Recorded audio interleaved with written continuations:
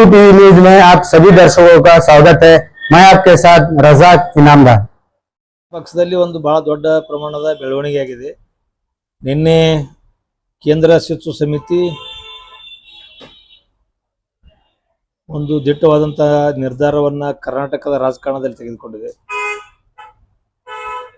ಭಾರತೀಯ ಜನತಾ ಪಕ್ಷದಿಂದ ಬಸನಗೌಡ ಯತ್ನಾಳ್ ಅವರನ್ನು 6 ವರ್ಷದ ಕಾಲ ಉಚ್ಚಾಟಿಸಲಾಗಿದೆ। ಮೂರನೇ ಬಾರಿಗೆ ಅವರನ್ನು ಪಕ್ಷ ಉಚ್ಚಾಟಿಸ್ತಾ ಇರುವುದು ಇದು ಕೂಡ ಪಕ್ಷದಲ್ಲಿ ಇದೊಂದು ದಾಖಲೆ। ಹಿಂದೆ ಯಾರನ್ನು ಕೂಡ 3 ಬಾರಿ ಉಚ್ಚಾಟನೆ ಆಗಿಲ್ಲ ನನ್ನ ರಾಜಕೀಯ ಅನುಭವದಲ್ಲಿ।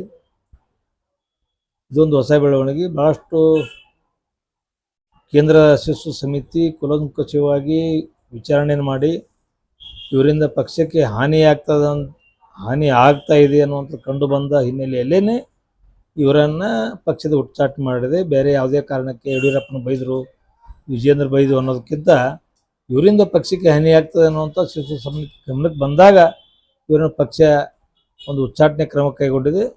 ಒಳ್ಳೆಯ ಒಂದು ಕ್ರಮವನ್ನು ಪಕ್ಷ ತೆಗೆದುಕೊಂಡಿದೆ, ನಾನು ಸ್ವಾಗತ ಮಾಡ್ತೇನೆ। ಮತ್ತು ಇದರಿಂದ ಪಕ್ಷಕ್ಕೆ ಯಾವುದೇ ರೀತಿ ಹಾನಿ ಆಗಂಗಿಲ್ಲ।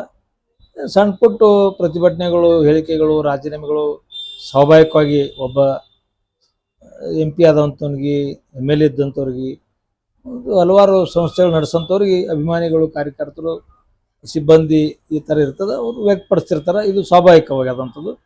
ಯಾಕಂದರೆ ನಗರ ಅವರು ಶಾಸಕರಿರೋದ್ರಿಂದ ಅವರೇ ಆದಂಥ ಒಂದು ಬಳಗ ಪದಾಧಿಕಾರಿಗಳಿದ್ದರು, ಅವ್ರು ಕೊಟ್ಟಿರ್ಬೋದು, ಅದ್ರ ಬಗ್ಗೆ ನಂದೇನಿದು ಇಲ್ಲ।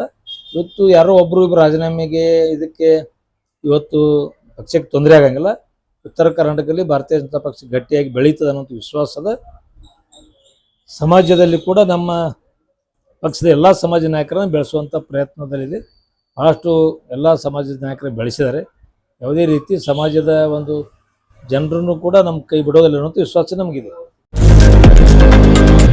लेटेस्ट न्यूज अपडेट्स के लिए YouTube एक्सप्रेस को सब्सक्राइब कीजिए, साथ में बेल आइकॉन को भी क्लिक कीजिए। साथ ही साथ लाइक, शेयर और कमेंट करना ना भूलिए।